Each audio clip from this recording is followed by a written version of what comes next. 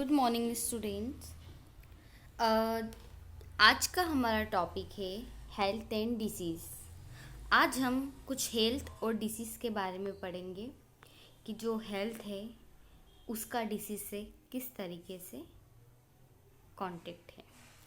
सबसे पहले हम हमारे टीचिंग पॉइंट्स में जो हमारा फर्स्ट टॉपिक है वो है मीनिंग ऑफ हेल्थ। हम सबसे पहले पढ़ेंगे हेल्थ का मतलब क्या होता है। Health has been defined as a state of complete physical, mental, and social well-being, and not just merely the absence of disease or infirmity. ठीक है, हेल्थ का मतलब वो होता है जिसमें आप फिजिकली, मेंटली और सोशली, समाज के तौर पे, दिमागी तौर पे और शारीरिक तौर पे बिल्कुल फिट हो और आपको किसी भी प्रकार की डिसीज़ ना हो, उसे हम कहते हैं हेल्थ।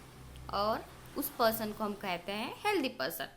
अब बच्चों मैंने यहाँ पे दो फोटोज़ जो हैं उन्हें ड्रॉप किया है। इसमें आपको एक फ़ोटो में कुछ बच्चे हैप्पीली नज़र आ रहे हैं, एक दूसरे फ़ोटो में आपको एक बच्चा थोड़ा मेंटली तौर पे डिस्टर्ब नज़र आ रहा है। तो ये दो फ़ोटो मैंने यहाँ पे इसीलिए पेस्ट करे हैं कि आप हेल्थ को विजुअलाइज तौर पे भी समझ सकें। जब कोई हमें खुश मिजाज और बिल्कुल एनर्जेटिक दिखता है तो वो एक हेल्दी पर्सन के रूप में हम उसे देखते हैं, जबकि अगर हमें कोई व्यक्ति मेंटली तौर पे डिस्टर्ब है तो वो हमें अपने उसके अपीयरेंसेस से, उसके स्ट्रक्चर से ही समझ आ जाता है। तो यहाँ पे हम इन दो फोटो के द्वारा हेल्दी और अनहेल्दी पीपल्स के बीच में डिफ्रेंशिएट कर सकते हैं। Now we are come to our next topic, the importance of health. Why health is so important. Our next topic is why health is so important. So our health is contributed to economic sector. For example, COVID-19, the international epidemic is too much effect in the economic sector in the wild world. That means आज हम जिस कोविड-19 की international epidemic से सफ़र कर रहे हैं, ये हमारे इकोनॉमिक सेक्टर को वर्ल्ड वाइड तौर पे क्या कर रही है, बहुत इफ़ेक्ट कर रही है। कैसे अफेक्ट कर रही है, सपोज करिए जो हमारी पूरी ह्यूमन बीइंग से, आज हमारा पूरा जो ह्यूमन सामाजिक तौर पे जो इंसान है, आज हम साथ में मिलके जब हम वर्क करते थे तो हमारा जो अर्निंग होता था, जो हमारा फाइनेंशियल सेक्टर जो रहता था वो मजबूत होता था। जब एक इंडिविजुअल का, जब एक ह्यूमन का फाइनेंशियल सेक्टर मजबूत होता था तो एक वर्ल्ड का, एक कंट्री का फाइनेंशियल सेक्टर भी मजबूत होता है। और जब एक कंट्री का फाइनेंशियल सेक्टर मजबूत होता है तो वो वर्ल्ड का फाइनेंशियल सेक्टर भी मजबूत होने में मदद करता है।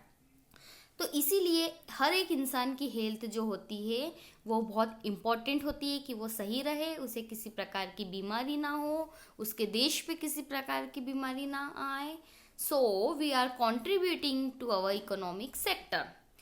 Now healthy student responses so faster to answer of the question.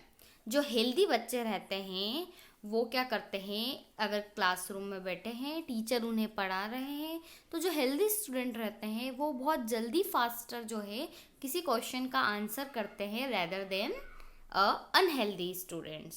So it is very important कि हम हमारी हेल्थ को कैसा अच्छा से रखें। फिर आता है the healthy man are do more attractive work for their business. क्या होता है, जब एक हेल्दी मैन रहता है, जब अपना वर्क को अट्रैक्टिव बनाने के लिए अपने बिजनेस में जितनी मेहनत करेगा उसका जो डायरेक्ट कनेक्शन रहेगा वो हमारे इकोनॉमिक सेक्टर से रहेगा। ठीक है, जितना ज़्यादा हेल्दी रहेगा उतनी ज़्यादा वर्क करेगा, जितना ज़्यादा वर्क करेगा उतनी ज़्यादा अर्निंग करेगा, जितनी ज़्यादा अर्निंग होगी हमारे कंट्रीब्यूशन इकोनॉमिक सेक्टर में उतना ही कंट्रीब्यूट होगा।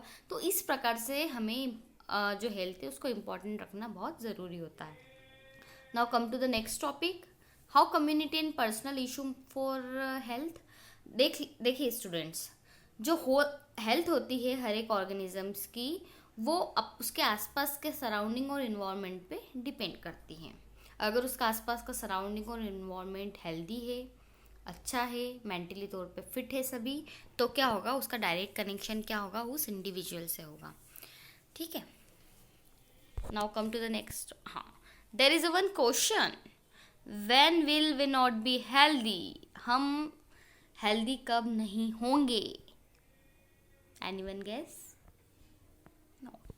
जब हमें कोई बीमारी घेर लेती है तब हम क्या है, हेल्दी नहीं होते हैं। इसलिए अब हम पढ़ेंगे हेल्थ का बीमारी से क्या कनेक्शन है। बीमारी होती है तो हमारी हेल्थ कैसे डाउन होती है, ठीक है, जब हम रिकवर होते हैं तो कैसे होते हैं। सो when someone is suffer from disease, then functioning or appearance in the system of body will change for the worse। क्या होता है, जब कोई व्यक्ति होता है किसी डिसीज से सफ़र करता है तो उसकी बॉडी का फंक्शन जो होता है और जो उसकी बॉडी की जो अपीयरेंस होती है उसी से हम समझ जाते हैं कि वो किसी बुरी तरीके की बीमारी से गुजर रहा है, ठीक है, खतरनाक बीमारी से गुजर रहा है। So this changes give rise to symptoms and sign of disease. तो इसे ही हम क्या करेंगे मेडिकल लैंग्वेज में, the symptoms and science of disease. Now symptoms क्या क्या हो सकते हैं बच्चों, हेडेक हो सकता है, कफ कोल्ड हो सकता है, लूज मोशन हो सकता है, wound with pus. So this symptoms show that individual is suffer from the disease. Causes of disease, किस कारणों से हमें डिसीज हो सकती है। The responsible are viruses, bacteria, fungal, protozoa, helminthic. आपने आपकी पिछली कक्षाओं में, पिछली क्लासेस में पढ़ा है, the viruses cause too much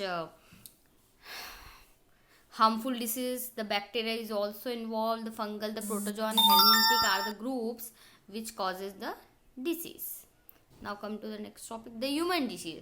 अभी जिन भी फैक्टर्स के बारे में मैंने आपको बताया, the bacteria, viral, fungal, protozoan, helminthic, ये सारी डिसीज जो है आपको यहाँ पे मैंने एक चार्ट में शो करी है। इसमें से जो कॉमन डिसीजेज हैं आप उनके नाम याद रख लीजिए, ठीक है, for the general knowledge. Like the bacterial disease में क्या आएगा, typhoid and pneumonia and cholera, ठीक है, ये होती रहती है हमारे डेली रूटीन में किसी न किसी को, फैमिली फ्रेंड में। Then viral diseases like common cold, mumps, dengue fever, chikungunya, fungal like candidiasis, protozoan like malaria, amoebiasis, helminthic disease like ascariasis, etc. Now come to the next topic, condition of disease.